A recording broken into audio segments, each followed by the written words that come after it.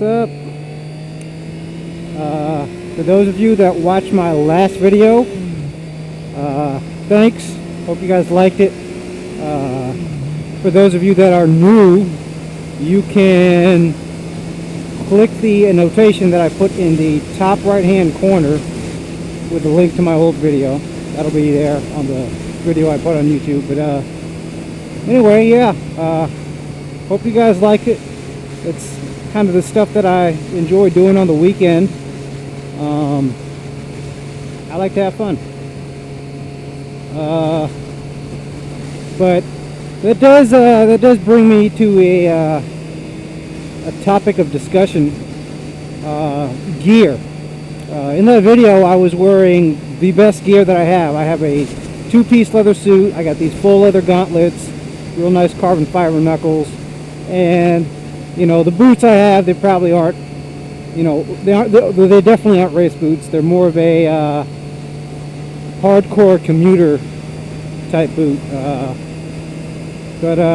Yeah, gear is important when you're going out on your weekend rides. I'm a huge fan of wearing all the gear you can possibly wear. Every weekend ride I do, I wear full gear no matter what. You know, whether it's my two-piece leather suit I have on now, or when it really is the summer and it's, you know, like triple digits outside, I wear my two-piece mesh suit. Ooh, a lot of bumps.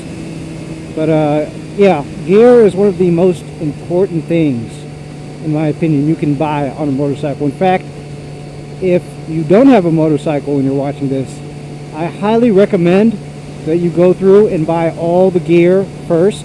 You know, I'm not saying you need to buy like the best of the best, the top of the line, but at least go out and grab, you know, maybe some first gear stuff or some cheap Icon stuff. I mean, all that stuff's good quality, fairly protective. I wear mostly Icon, which does not sponsor me, sadly, but I wear mostly Icon because it's a good price point for the quality. It's not like that cheap built stuff that Cycle Gear likes to push. I'm not a fan of it.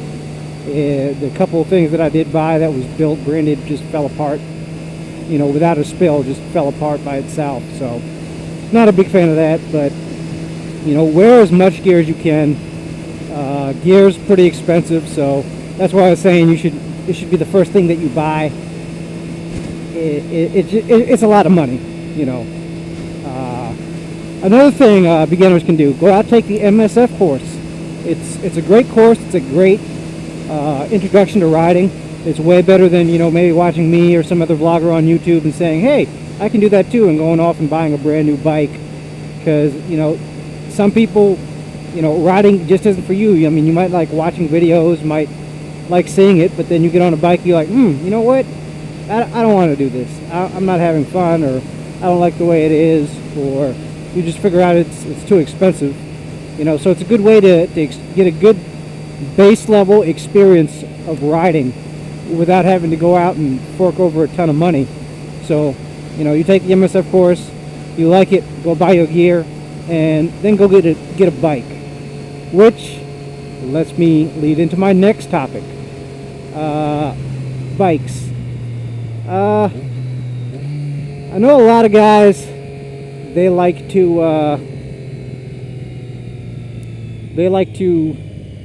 watch videos with guys that are on, you know, bigger bikes, more powerful bikes. My bike is a pretty powerful bike. Rode from the last video. You guys don't notice. But yeah, a lot of guys like to buy like a 600 or 1,000 as their first bike, because they're like, well, you know, so-and-so on YouTube has it, or, you know, my dad knew this one guy, or my friend, or whatever. First of all, in my opinion, especially the newer 1000s, a beginner has no fucking business. I have no business on a CBR 1000 or fucking Ducati or any of those crazy bikes. It's just way too much power for me, and I'm pretty sure if you're a beginner with no experience, even with light experience, it's probably going to be way too much power for you. You're going to get yourself hurt. Now this 675, like, it has more than enough power. Yeah, this 675, it has way more than enough power to get yourself hurt on.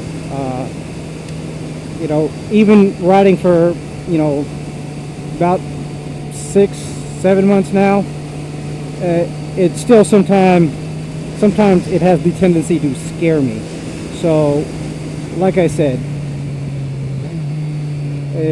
it's, you know, it's a lot of the bike. You know, the older ones, you know, maybe an older 600 you could last on them, but in my opinion, you know, the best bike to get if you're a new guy is a used 250, you know, or a 500. A lot of the 500s are really nice, or even that new, you know, if you want something newer, the Ninja 300. That's a pretty cool looking bike. It's a pretty good bike. It's you know, it has all the power you need as a beginner.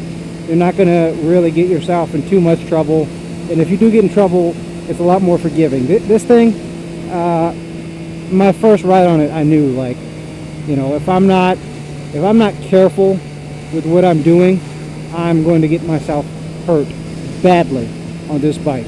So, you know, you gotta respect it. For those of you that are gonna say, you know what, fuck you, man, I'm going to get what I want to get, and you don't know what you're talking about, or I rode dirt bikes, or I did this or that, go ahead, you know, by all means, get the bike you want, but just remember, freaking don't do anything stupid, because you can really get hurt on a bigger, more modern bike. There's just so much power there, and it's hard for a beginner to really know what they are getting themselves into. It's hard for a beginner to know what they're really getting themselves into.